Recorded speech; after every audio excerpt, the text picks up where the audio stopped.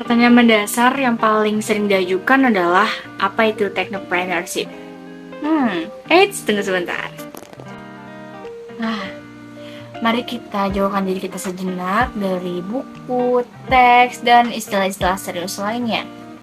Siapkan diri kalian untuk mengenal apa itu technopreneurship. Pertama-tama, mari kita pahami dulu konsep tekno. Tekno adalah singkatan dari teknologi. Nah, teknologi itu juga meliputi banyak hal ya. Smartphone, Google, itu juga salah satu teknologi, robot, dan bahkan AI atau kecerdasan buatan juga salah satu bentuk inovasi dari AI. Teknologi juga sudah mulai merambat dan menjadi bagian besar dari dunia kita sekarang loh. Dan sekarang, mari kita sambungkan dengan entrepreneurship atau kewirausahaan. Ini adalah tentang mengambil resiko, membangun bisnis, dan menjadi pemimpin dalam pasar yang kompetitif. Kewirausahaan adalah semangat dan keberanian untuk menciptakan sesuatu yang baru, mengatasi tantangan, dan mencapai keberhasilan. Lalu, apa yang terjadi ketika kita menggabungkan teknologi dan kewirausahaan? Itulah yang disebut technopreneurship. Ini adalah tentang mengidentifikasi peluang di dunia teknologi dan menggunakannya sebagai landasan untuk memulai bisnis yang inovatif. Technopreneurship menggabungkan kreativitas, keberanian, dan pemahaman teknologi untuk menciptakan solusi baru dan memberi dampak yang positif. Jadi, apakah Anda siap untuk menjadi bagian dari technopreneurship? Mari bersama-sama menjelajahi dunia yang menarik ini, menggunakan kekuatan teknologi untuk merubah dunia kita. Jadi, mari kita jadikan teknologi dan kewirausahaan sebagai senjata kita untuk mengubah dunia.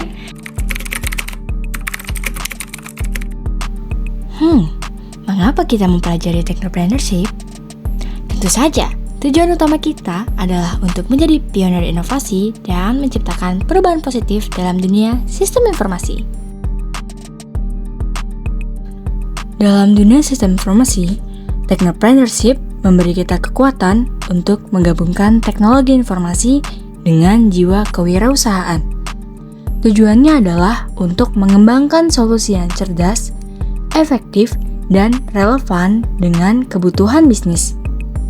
Salah satu contoh implementasi technopreneurship dalam sistem informasi adalah dengan menciptakan startup berbasis teknologi yang menyediakan solusi inovatif. Misalnya, kita dapat mengembangkan aplikasi mobile untuk mengoptimalkan manajemen bisnis atau sistem cerdas untuk menganalisis data secara efisien. Startup ini menjadi kekuatan pengubah dalam industri sistem informasi. Mereka menciptakan aplikasi, platform, dan layanan yang mempercepat transformasi digital dan memungkinkan bisnis untuk beroperasi dengan lebih efisien dan efektif. Dengan mempelajari technopreneurship, kita juga dapat mengasah keterampilan teknologi dan kewirausahaan. Kita belajar menguasai bahasa pemrograman, mengembangkan kemampuan analitis, dan memahami kebutuhan pasar untuk menciptakan solusi yang relevan dan sukses. Selanjutnya, kita akan membahas konsep unik yang terkait dengan technopreneurship, yaitu bakar duit dalam dunia startup. Bakar duit adalah tentang menghabiskan uang dengan cepat dalam jumlah besar untuk mengembangkan dan memperluas startup. Ini adalah konsep yang penuh resiko dan tantangan juga, tetapi juga penuh potensi dan peluang. Misalnya, seperti perusahaan Uber, Shopee, dan TikTok adalah contoh nyata dari bakar duit. Dalam aksinya, mereka menggunakan investasi besar-besaran untuk menguasai pasar dengan cepat dan mencapai pertumbuhan yang luar biasa. Namun, penting untuk diingat bahwa bakar duit juga memerlukan kebijaksanaan dalam mengelola dana investasi. Startup harus memiliki rencana bisnis yang matang dan memastikan bahwa dana digunakan secara efektif untuk mencapai tujuan jangka panjang. Di dunia bisnis, terdapat strategi penting yang digunakan oleh perusahaan untuk mempromosikan produk atau layanan mereka. Biasanya itu disebut dengan marketing mix. Marketing mix adalah kombinasi elemen kunci yang digunakan oleh perusahaan untuk mencapai tujuan pemasaran mereka. Marketing mix terdiri dari 4 elemen utama yang dikenal dengan istilah 4P, yaitu product, price, place, dan promotion. Pertama, kita akan memiliki sebuah produk. Nah, produk ini mencakup karakteristik produk atau layanan yang ditawarkan oleh perusahaan, termasuk desain, kualitas, dan fitur yang membedakan dari pesaing. Contohnya, kita akan memilih produk gelas. Selanjutnya, kita memiliki price atau harga. Ini adalah nilai moneter yang ditetapkan untuk produk atau layanan. Nah, karena dalam hal ini, dalam studi kasus ini saya menggunakan gelas sebagai contohnya, maka saya harus menetapkan sebuah harga untuk gelas ini. Nah, harga itu harus mencerminkan nilai yang diberikan kepada pelanggan dan mempertimbangkan faktor-faktor seperti biaya produksi dan keuntungan yang diharapkan. Kemudian ada place atau tempat. Nah, saya juga harus memikirkan di mana saya akan menempatkan gelas ini. Apakah nanti saya langsung jual langsung atau saya distribusikan. Jadi tempat ini adalah suatu yang berhubungan dengan saluran distribusi yang digunakan perusahaan untuk menjual produk atau layanan kepada pelanggan. Terakhir, kita memiliki promotion atau promosi.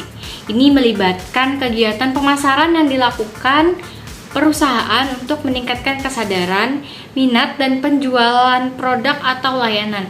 Nah, ini termasuk seperti iklan, promosi penjualan, hubungan masyarakat, dan strategi komunikasi lainnya. Jadi, kalau kita mau berusaha dalam bidang startup, kita juga harus memikirkan nih guys, promosinya. Contohnya, kita harus memikirkan promosi produk gelas ini. Ketika menjalankan bisnis, penting untuk memiliki rencana yang matang dan terstruktur. Ini yang disebut dengan business plan atau rencana bisnis. Nah, business plan sendiri terdiri dari berbagai komponen penting seperti ringkasan eksekutif, deskripsi perusahaan, analisis pasar, strategi pemasaran, struktur organisasi, proyeksi keuangan, dan banyak lagi. Nah, pertama-tama kita harus memiliki ringkasan eksekutif. Nah, ini adalah ringkasan secara singkat tentang visi misi, tujuan bisnis, serta gambaran umum tentang rencana yang akan dijalankan. Selanjutnya ada analisis pasar. Nah, analisis pasar ini melibatkan penelitian mendalam tentang pasar target. Ya, jadi kalau kita mau bikin startup itu juga atau perusahaan, kita perlu memahami pasar target kita. Terus ada juga kita harus memahami pesaing, peluang bisnis yang ada. Juga penelitian tersebut harus ada data dan statistik yang digunakan untuk memahami kebutuhan dan preferensi pelanggan potensial. Lalu ada strategi pemasaran. Ini melibatkan perencanaan taktik untuk memasarkan produk atau layanan kepada target pasar. Ini mencakup segmentasi pasar, penentuan posisi, strategi branding, dan rencana komunikasi pemasaran. Nah, yang terakhir, kita memiliki proyeksi keuangan. Ini melibatkan estimasi pendapatan, biaya, laba, dan arus kas yang diharapkan dalam jangka waktu tertentu. Proyeksi ini membantu dalam penentuan keberlanjutan dan keuntungan bisnis. Sebagai seorang mahasiswa yang telah mengikuti mata kuliah Technopreneurship selama beberapa bulan, saya ingin memberikan review tentang pengalaman saya dalam mata kuliah ini. Nah, mata kuliah ini telah memberikan pemahaman yang mendalam tentang kewirausahaan di era digital. Dosen-dosen kami dengan penuh semangat membagikan pengetahuan dan pengalaman mereka dalam memulai dan mengelola bisnis berbasis teknologi. Mereka juga membawa kami melalui berbagai topik penting seperti identifikasi, peluang bisnis, inovasi, pengembangan produk, strategi pemasaran, manajemen keuangan, dan pengelolaan risiko. Secara keseluruhan, mata kuliah Technopreneurship telah memberikan fondasi yang kuat bagi saya untuk menjelajahi dunia kewirausahaan. saya merasa terinspirasi dan siap untuk mengaplikasikan pengetahuan dan keterampilan yang telah saya peroleh dalam menciptakan bisnis yang sukses dan memberikan dampak positif dalam dunia teknologi.